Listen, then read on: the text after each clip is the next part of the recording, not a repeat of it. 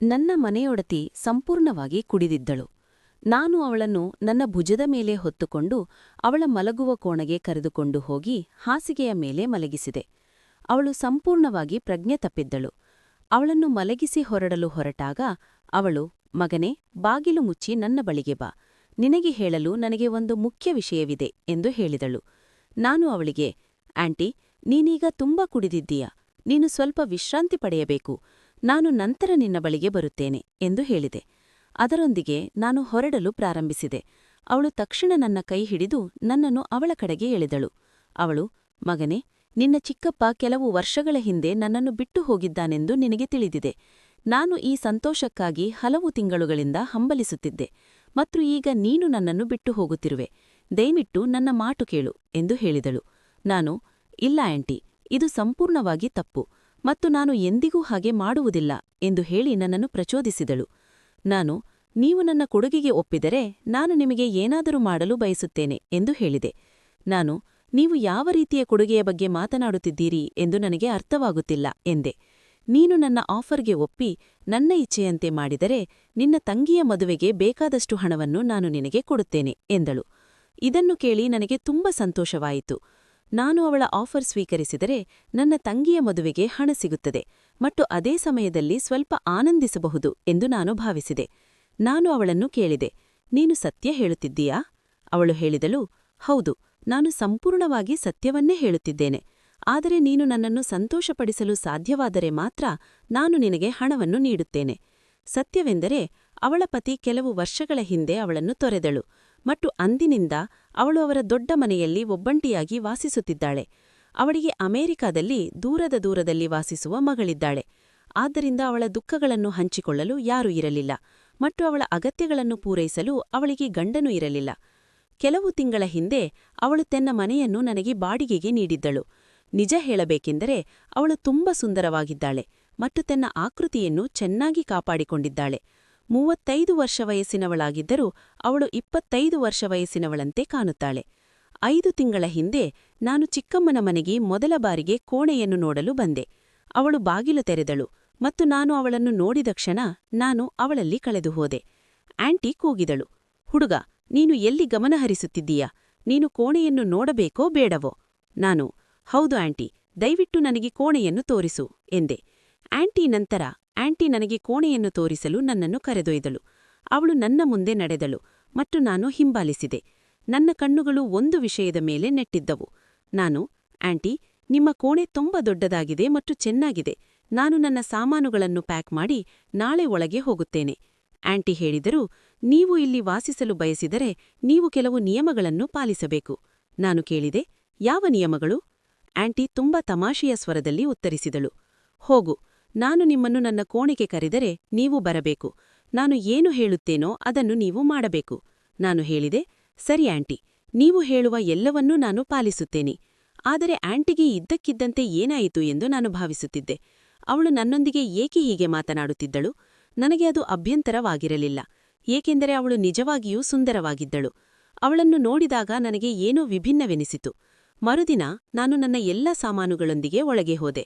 ಸಂಜೆ ಆಂಟಿ ನನ್ನನ್ನು ಅವರ ಕೋಣೆಗೆ ಕರೆದರು. ನಾನು ಒಳಗೆ ಹೋದಾಗ ಅವರು ಸಿನಿಮಾ ನೋಡುತ್ತಿರುವುದನ್ನು ಮತ್ತು ಅವರ ಮುಂದೆ ಮೇಜಿನ ಮೇಲೆ ವೈನ್ ಬಾಟಲಿಯನ್ನು ಇಟ್ಟಿರುವುದನ್ನು ನಾನು ನೋಡಿದೆ. ಅವರು ನನ್ನನ್ನು ನೋಡಿ, ಬಾ ಮಗನೆ, ಬಂದು ನನ್ನ ಪಕ್ಕದಲ್ಲಿ ಕುಳಿತುಕೊಳ್ಳಿ ಎಂದು ಹೇಳಿದರು ಮತ್ತು ನಾವು ಮಾತನಾಡಲು ಪ್ರಾರಂಭಿಸಿದೆವು. ಅವರು ನನ್ನನ್ನು ಕೇಳಿದರು, ಎಲ್ಲವೂ ಸಿದ್ಧವಾಗಿದೆಯಾ ಅಥವಾ ಇನ್ನೂ ಏನಾದರೂ ಮಾಡಲು ಉಳಿದಿದೆಯಾ? ನಾನು ಹೇಳಿದೆ, ಎಲ್ಲವೂ ಮುಗಿದಿದೆ ಆಂಟಿ, ನನಗೆ ಕೆಲವು ಸಣ್ಣ ಕೆಲಸಗಳು ಉಳಿದಿವೆ. ಅವಳು, ಸರಿ, ಯಾವುದೇ ಸಮಸ್ಯೆಯಿಲ್ಲ, ಬಂದು ನನ್ನ ಪಕ್ಕದಲ್ಲಿ ಕುಳಿತುಕೊಳ್ಳಿ. ನಂತರ ನಾನು ಹೋಗಿ ಅವಳ ಎದುರಿನ ಸೋಫಾದಲ್ಲಿ ಕುಳಿತೆ. ಆಂಟಿ ಹೇಳಿದರು, ಮಗನೇ, ನೀನು ಅಷ್ಟು ದೂರ ಯಾಕೆ ಕುಳಿತಿದ್ದೀಯಾ? ಇಲ್ಲಿ ಬಂದು ಕುಳಿತುಕೊಳ್ಳು. ನಾನು, ಇಲ್ಲ ಚಿಕ್ಕಮ್ಮ, ನಾನು ಇಲ್ಲಿ ಚೆನ್ನಾಗಿದ್ದೇನೆ. ಚಿಕ್ಕಮ್ಮ, ನೀವು ಇಲ್ಲಿಗೆ ಬರದಿದ್ದರೆ ನಾನು ನಿಮ್ಮ ಪಕ್ಕದಲ್ಲಿ ಬಂದು ಕುಳಿತುಕೊಳ್ಳುತ್ತೇನೆ ಎಂದಳು ಮತ್ತು ಅದರೊಂದಿಗೆ ಅವಳು ಸಿಳ್ಳೆ ಹೊಡೆಯುತ್ತಾ ನನ್ನ ಪಕ್ಕದಲ್ಲಿ ಕುಳಿತಳು. ನನಗೆ ಇದೆಲ್ಲ ತುಂಬಾ ವಿಚಿತ್ರವೆನಿಸಿತು. ಚಿಕ್ಕಮ್ಮನ ಮನಸ್ಸಿನಲ್ಲಿ ಏನು ನಡೆಯುತ್ತಿದೆ ಎಂದು ನನಗೆ ಅರ್ಥವಾಗಲಿಲ್ಲ. ನಾನು ಅನಾನುಕೂಲ್ಯತೆಯನ್ನು ಅನುಭವಿಸುತ್ತಿರುವುದನ್ನು ನೋಡಿ, ಚಿಕ್ಕಮ್ಮ, ನಿನಗೆ ಏನಾಗಿದೆ? ನೀನು ಮಹಿಳೆಯರ ಪಕ್ಕದಲ್ಲಿ ಕುಳಿತುಕೊಳ್ಳಲು ಇಷ್ಟಪಡುವುದಿಲ್ಲವೇ ಎಂದು ಕೇಳಿದರು. ನಾನು, ಅದು ವಿಷಯವಲ್ಲ ಚಿಕ್ಕಮ್ಮ, ಆದರೆ ನೀವು ಇದ್ದಕ್ಕಿದ್ದಂತೆ ಬಂದು ನನ್ನ ಪಕ್ಕದಲ್ಲಿ ಕುಳಿತುಕೊಳ್ಳುತ್ತೀರೆ ಎಂದು ನಾನು ಎಂದಿಗೂ ಭಾವಿಸಿರಲಿಲ್ಲ. ಚಿಕ್ಕಮ್ಮ, ತೊಂದರೆಯಿಲ್ಲ. ಈಗ ನಿನ್ನ ಹೆಸರೇನು? ನಾನು: ಆಂಟಿ, ನನ್ನ ಹೆಸರು ಕರಣ್. ಆಂಟಿ: ಕರಣ್, ಪ್ರತಿಯೊಬ್ಬರ ಜೀವನದಲ್ಲಿ ಮೊದಲ ಬಾರಿಗೆ ಏನಾದರೂ ಸಂಭವಿಸುತ್ತದೆ. ನಾವು ಮಾತನಾಡುತ್ತಿರುವಾಗ ಅವರು ನನ್ನ ಕೈ ಹಿಡಿದರು, ಆದರೆ ನಾನು ಅವರಿಗೆ ಏನೂ ಹೇಳಲು ಸಾಧ್ಯವಾಗಲಿಲ್ಲ. ಆಂಟಿ: ಕರಣ್, ನನ್ನ ಗಂಡ 1 ವರ್ಷಗಳ ಹಿಂದೆ ನನ್ನನ್ನು ಬಿಟ್ಟು ಹೋಗಿದ್ದು ನಿನಗೆ ತಿಳಿದಿದೆ, ಮತ್ತು ಅಂದಿನಿಂದ ನಾನು ಸಂಪೂರ್ಣವಾಗಿ ಒಬ್ಬಂಟಿಯಾಗಿದ್ದೇನೆ. ನಾನು ಕೇಳಿದೆ: ಆಂಟಿ, ಚಿಕ್ಕಪ್ಪ ನಿನ್ನನ್ನು ಏಕೆ ಬಿಟ್ಟು ಹೋಗಿದ್ದರು? ಆಂಟಿ ಉತ್ತರಿಸಿದರು: ನನಗೆ ಮಗಳು ಜನಿಸಿದಾಗ ನಾನು ಮತ್ತೆ ಎಂದಿಗೂ ಗರ್ಭಿಣಿಯಾಗಲು ಸಾಧ್ಯವಿಲ್ಲ ಎಂದು ವೈದ್ಯರು ಹೇಳಿದರು. ಮತ್ತು ಇದನ್ನು ಕೇಳಿ ನನ್ನ ಗಂಡ ತುಂಬ ದುಃಖಿತನಾಗಿದ್ದನು. ಅವನಿಗೆ ಯಾವಾಗಲೂ ಗಂಡು ಮಗು ಬೇಕೆಂದು ಬಯಸುತ್ತಿದ್ದನು. ಕೆಲವು ತಿಂಗಳುಗಳ ನಂತರ ನಾನು ಅವನಿಗೆ ಉತ್ತರಾಧಿಕಾರಿಯನ್ನು ನೀಡಲು ಸಾಧ್ಯವಿಲ್ಲ ಎಂದು ಹೇಳಿದಾಗ ಅವನು ನನ್ನನ್ನು ಬಿಟ್ಟು ಬೇರೆಯವನನ್ನು ಮದುವೆಯಾಗುತ್ತಿದ್ದಾನೆ ಎಂದು ನನಗೆ ಹೇಳಿದನು. ಇಂದಿನ ಕಾಲದಲ್ಲಿ ಮಗ ಮತ್ತು ಮಗಳ ನಡುವೆ ಯಾವುದೇ ವ್ಯತ್ಯಾಸವಿಲ್ಲ ಎಂದು ನಾನು ಅವನಿಗೆ ಮನವಿ ಮಾಡಿದೆ. ಮಗನಿಗೆ ಏನು ಮಾಡಬಹುದೋ ಮಗಳು ಕೂಡ ಮಾಡಬಹುದು. ನಮ್ಮ ಮಗಳು ಮಗನಿಗೆ ನೀಡಬಹುದಾದ ಎಲ್ಲಾ ಸಂತೋಷವನ್ನು ನಮಗೆ ನೀಡಬಲ್ಲಳು. ಆದರೆ ಅವನು ನನ್ನ ಮಾತು ಕೇಳಲಿಲ್ಲ ಮತ್ತು ನಮ್ಮನ್ನು ತೊರೆದು ಹೊರಟ ಹೋದನು. ನಾನು ಅವರ ಮಗಳ ಬಗ್ಗೆ ಎಂದಿಗೂ ಕೇಳಿರಲಿಲ್ಲ. ನಾನು ಕೇಳಿದೆ: ಆಂಟಿ, ನೀವು ನಿಮ್ಮ ಮನೆಯಲ್ಲಿ ಒಬ್ಬಂಟಿಯಾಗಿ ವಾಸಿಸುತ್ತಿದ್ದೀರಿ, ನಿಮ್ಮ ಮಗಳು ಎಲ್ಲಿದ್ದಾಳೆ? ಆಂಟಿ ಹೇಳಿದ್ರು: ಅವಳು ಓದಲು ಅಮೆರಿಕಕ್ಕೆ ಹೋಗಿದ್ದಾಳೆ. ಸ್ವಲ್ಪ ಹೊತ್ತು ಹರಟೆ ಹೊಡೆದ ನಂತರ ಬೆಳಿಗ್ಗೆ ಆಫೀಸಿಗೆ ಹೋಗಬೇಕಾಗಿದ್ದರಿಂದ ನಾನು ಹೊರಟೆ. ಒಂದು ದಿನ ಸಂಜೆ ನಾನು ಕೆಲಸದಿಂದ ಹಿಂತಿರುಗಿದಾಗ ಆಂಟಿಯ ಕೋಣೆಯಿಂದ ಕೆಲವು ಶಬ್ದಗಳು ಬರುತ್ತಿರುವುದನ್ನು ನಾನು ಕೇಳಿದೆ. ಆ ಶಬ್ದಗಳು ಆಂಟಿಗೆ ಯಾರೋ ಏನೋ ಮಾಡುತ್ತಿರುವಂತೆ ಭಾಸವಾಗುತ್ತಿದ್ದವು. ಮೊದಲಿಗೆ ಆಂಟಿ ಏನೋ ಕೆಲಸ ಮಾಡುತ್ತಿದ್ದಾರೆ ಎಂದು ನಾನು ಭಾವಿಸಿದೆ ಮತ್ತು ಆ ಆಲೋಚನೆಯೊಂದಿಗೆ ನಾನು ನನ್ನ ಕೋಣೆಗೆ ಹೋದೆ. ಸ್ವಲ್ಪ ಸಮಯದ ನಂತರ ನಾನು ಹಿಂತಿರುಗಿದಾಗ ಇನ್ನೂ ಶಬ್ದಗಳು ಬರುತ್ತಿರುವುದನ್ನು ನಾನು ಕೇಳಿದೆ. ನಂತರ ನಾನು ಆಂಟಿಯ ಕೋಣೆಗೆ ನುಸುಳಿ ದಿಗ್ಭ್ರಮೆಗೊಂಡೆ. ಆಂಟಿ ದೊಡ್ಡ ಬದನೆಕಾಯಿಯನ್ನು ಹಿಡಿದಿದ್ದರು. ನನ್ನ ಕಣ್ಣುಗಳನ್ನು ನಂಬಲು ಸಾಧ್ಯವಾಗಲಿಲ್ಲ. ಆದರೆ ನಾನು ಸ್ವಲ್ಪ ಹೊತ್ತು ಅಲ್ಲೇ ನಿಂತು ಆ ದೃಶ್ಯವನ್ನು ನೋಡುತ್ತಿದ್ದೆ. ನಾನು ಸಹ ಆ ಸುಂದರ ದೃಶ್ಯವನ್ನು ಆನಂದಿಸಲು ಪ್ರಾರಂಭಿಸಿದೆ.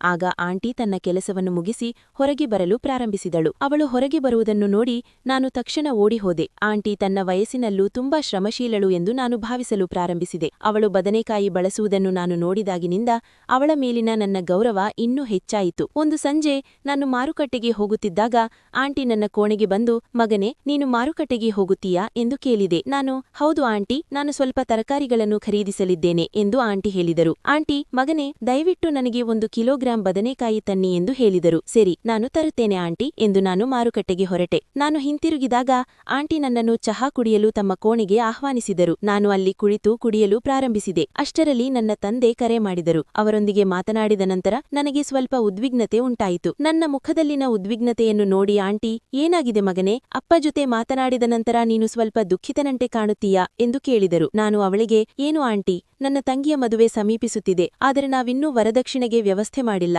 ಹುಡುಗನ ಕುಟುಂಬವು ವರದಕ್ಷಿಣೆಯಾಗಿ 25 ಲಕ್ಷ ರೂಪಾಯಿಗಳನ್ನು ಕೇಳಿದೆ. ಆದರೆ ಇಲ್ಲಿಯವರೆಗೆ ನಾವು ಕೇವಲ 25 ಲಕ್ಷ ರೂಪಾಯಿಗಳನ್ನು ಮಾತ್ರ ಸಂಗ್ರಹಿಸುವಲ್ಲಿ ಯಶಸ್ವಿಯಾಗಿದ್ದೇವೆ. ಇದು ನನಗೆ ಮತ್ತು ನನ್ನ ಕುಟುಂಬಕ್ಕೆ ತೊಂದರೆ ನೀಡುತ್ತಿರುವ ಏಕೈಕ ಚಿಂತೆ. ಆಂಟಿ ಹೇಳಿದ್ರು: ನಾನು ನಿಮಗೆ ಸಹಾಯ ಮಾಡಬಹುದು, ಆದರೆ ಪ್ರತಿಯಾಗಿ ನೀವು ನನಗೆ ಒಂದು ಉಪಕಾರ ಮಾಡಬೇಕು. ನಾನು ಹೇಳಿದೆ: ಆಂಟಿ, ಹಣಕ್ಕಾಗಿ ನಾನು ಯಾವುದೇ ಕೆಲಸ ಮಾಡಲು ಸಿದ್ಧನಿದ್ದೇನೆ. ಆಂಟಿ ಹೇಳಿದ್ರು: ನನ್ನನ್ನು ಮದುವೆಯಾಗು, ನಂತರ ನೀವು ಮತ್ತು ನಿಮ್ಮ ಕುಟುಂಬಕ್ಕೆ ಎಂದಿಗೂ ಹಣದ ಕೊರತೆಯಾಗದಂತೆ ನೋಡಿಕೊಳ್ಳುತ್ತೇನೆ. ನನಗೆ ಆಘಾತವಾಯಿತು. ನಾನು ಕೇಳಿದೆ: ನೀವು ಏನು ಹೇಳುತ್ತಿದ್ದೀರಿ ಆಂಟಿ? ನಾನು ನಿಮ್ಮನ್ನು ಹೇಗೆ ಮದುವೆಯಾಗಲಿ? ಆಂಟಿ ಹೇಳಿದ್ರು: ಸ್ವಲ್ಪ ಯೋಚಿಸಿ, ನಾನು ಈಗಲೇ ನಿಮ್ಮ ಕೈಯಲ್ಲಿ 25 ಲಕ್ಷ ರೂಪಾಯಿಗಳನ್ನು ಹಾಕಲು ಸಿದ್ಧನಿದ್ದೇನೆ. ನನಗೆ ಹಣ ತುಂಬಾ ಬೇಕಾಗಿತ್ತು. ನಾನು ಅವಳ ಕೋರಿಕೆಗೆ ಒಪ್ಪಿಕೊಂಡೆ. ಆಗ ಆಂಟಿ ಹೇಳಿದ್ರು: ಆದ್ರೆ ಒಂದು ಷರತ್ತಿದೆ, ನೀವು ನಿಮ್ಮ ಸಹೋದರಿಯ ಮದುವೆಗೆ ಹೋಗಬಾರದು. ನೀವು ಯಾವಾಗಲೂ ನನ್ನ ಜೊತೆ ಇರುತ್ತೀರಿ. ನಾನು: ಅದು ಸಾಧ್ಯವಿಲ್ಲ ಚಿಕ್ಕಮ್ಮ, ನಾನು ನನ್ನ ತಂಗಿಯ ಮದುವೆಗೆ ಹೋಗದಿದ್ದರೆ ಅದನ್ನು ಏರ್ಪಡಿಸಲು ಸಾಧ್ಯವಾಗುವುದಿಲ್ಲ. ನನ್ನ ತಂದೆ ತುಂಬಾ ವಯಸ್ಸಾದವರು, ಅವರಿಗೆ ಅಷ್ಟೊಂದು ಕೆಲಸ ಮಾಡಲು ಸಾಧ್ಯವಾಗುವುದಿಲ್ಲ. ನನ್ನ ತಾಯಿ ಕೂಡ ತುಂಬಾ ಅನಾರೋಗ್ಯದಿಂದ ಬಳಲುತ್ತಿದ್ದಾರೆ. ನಾನು ನನ್ನ ತಂಗಿಯನ್ನು ಸಹ ನೋಡಿಕೊಳ್ಳಬೇಕು. ಆದರೆ ಚಿಕ್ಕಮ್ಮ ನನ್ನ ಮಾತನ್ನು ಕೇಳಲಿಲ್ಲ.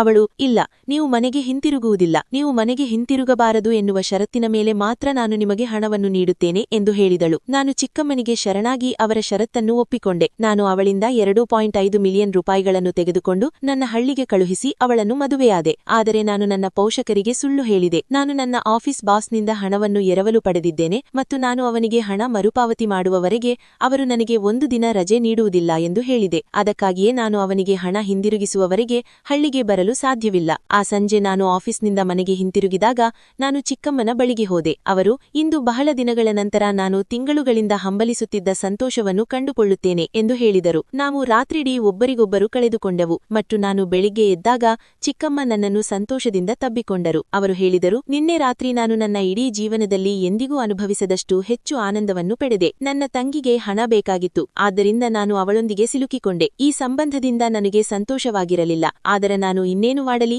ನಾನು ಈ ಹೆಜ್ಜೆ ಇಡದಿದ್ದರೆ ನನ್ನ ತಂಗಿಯ ಮದುವೆ ಮುರಿದು ಹೋಗುತ್ತಿತ್ತು ಮತ್ತು ಅವಳ ಜೀವಿತ ಹಾಳಾಗುತ್ತಿತ್ತು. ದಯವಿಟ್ಟು ಈ ಕಥೆ ನಿಮಗೆ ಹೇಗೆ ಇಷ್ಟವಾಯಿತು ಎಂದು ಕಮೆಂಟ್ಗಳಲ್ಲಿ ತಿಳಿಸಿ. ನಿಮಗೆ ಇಷ್ಟವಾಗಿದ್ದರೆ ದಯವಿಟ್ಟು ಲೈಕ್ ಮಾಡಿ ಮತ್ತು ನಿಮ್ಮ ಸ್ನೇಹಿತರೊಂದಿಗೆ ಹಂಚಿಕೊಳ್ಳಿ. ಇಂತಹ ಹೆಚ್ಚಿನ ರೋಮಾಂಚನಕಾರಿ ಕಥೆಗಳಿಗಾಗಿ ದಯವಿಟ್ಟು ನಮ್ಮ ಚಾನೆಲ್ಗೆ ಸಬ್ಸ್ಕ್ರೈಬ್ ಮಾಡಿ ಮತ್ತು ಬೆಲ್ ಐಕಾನ್ ಅನ್ನು ಒತ್ತಲು ಮರೆಯಬೇಡಿ. ನಿಮ್ಮನ್ನು ನಿಮ್ಮ ಕುಟುಂಬವನ್ನು ನೋಡಿಕೊಳ್ಳಿ.